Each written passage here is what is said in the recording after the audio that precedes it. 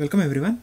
Now in this experiment we are going to verify the correctness of Kirchhoff current law. So to prove the correctness of Kirchhoff current law, we have taken a set of resistors, a variable power supply, and we are going to see that the amount of current delivered by the source will be equal to the amount of current consumed by the elements in the circuit. So let us proceed to the experiment.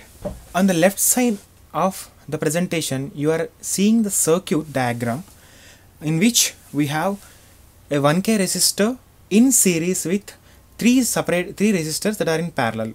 So the three resistors are of magnitudes 2 kilo ohm, 3 kilo ohm and 4 kilo ohm respectively. And we are applying a voltage value, a voltage source of magnitude 4 volts to check or verify the correctness of Kirchhoff current law. So as per the theory, we know that the amount of current that is passing through the 1 kilo ohm resistor eventually has to pass through the common node here and has to dissipate via 2 kilo ohm, 3 kilo ohm and 4 kilo ohm, whose sum will be equal to the amount of current entering. So in other way of putting it, the amount of current entering in this path via 1 kilo ohm resistance should be equal to the current dissipated via the 2 kilo ohm resistance. Thus should be equal to the sum of current dissipated via the 2 kilo ohm resistance and 3 kilo ohm resistance and 4 kilo ohm resistance.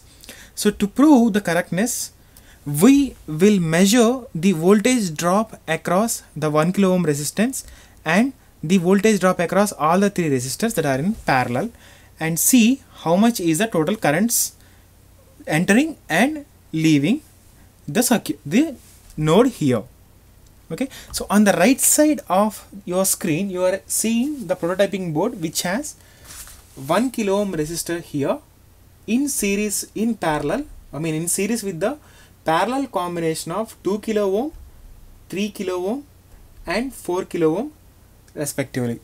So this is a 4 kilo ohm series, this is 3 kilo ohm series and this is 2 kilo ohm series.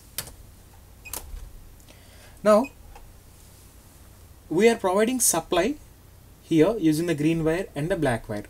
So the black wire, now we have 4 volt supply, I am running the VI. Now we are going to measure the output voltage, the voltage drop across the resistors using the DMM wires here.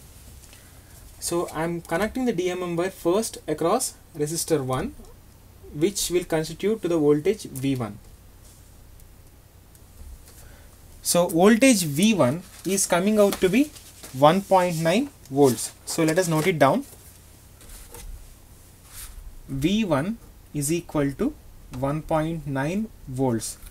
That implies current through 1K resistor I1 is equal to V1 by R1, which is again 1.9 milliampere. Now by measuring the voltage drop across 2K or 3K or 4K, we can calculate the currents that are passing through the 2 kilo ohm resistance, or the 3 kilo ohm resistance or the 4 kilo ohm resistance. So the easiest way is to measure the voltage drop V2. So the voltage drop across V2 is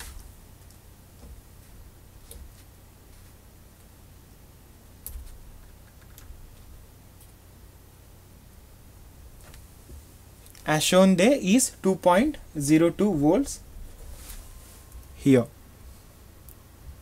So using the, now if you try to calculate the current through 2 kilo ohm resistance, it is nothing but V2 by 2 kilo ohm. V by R, V is equal to I of formula, which is nothing but Ohm's law. So it comes out to be 1.01 milliampere, and I 3K is again V2 by 3K, which again comes out to be 0.67 milliampere approximately, and I current through the 4K resistors I4K is nothing but V2 by 4K, so that is equal to 0.55 milliamperes.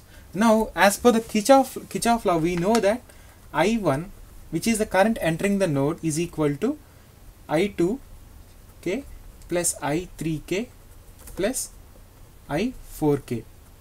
So if we observe here, 1.9 milliampere is equal to 1.01 plus 0.67 plus 0.5 milliampere. Now that is approximately 2.2 milliamperes. Now we all know that 1.9 milliampere is not exactly equal to 2.2 milliampere, but the difference in the values is only because that the practical resistor values are little different from the theoretical values. Though in the circuit we claim that the resistances which we are using are 1k, 2k and 3k, practically the values tend to differ. So in the practical scenario, instead of 2 kilo ohm, actually I have used 2.2 kilo ohm.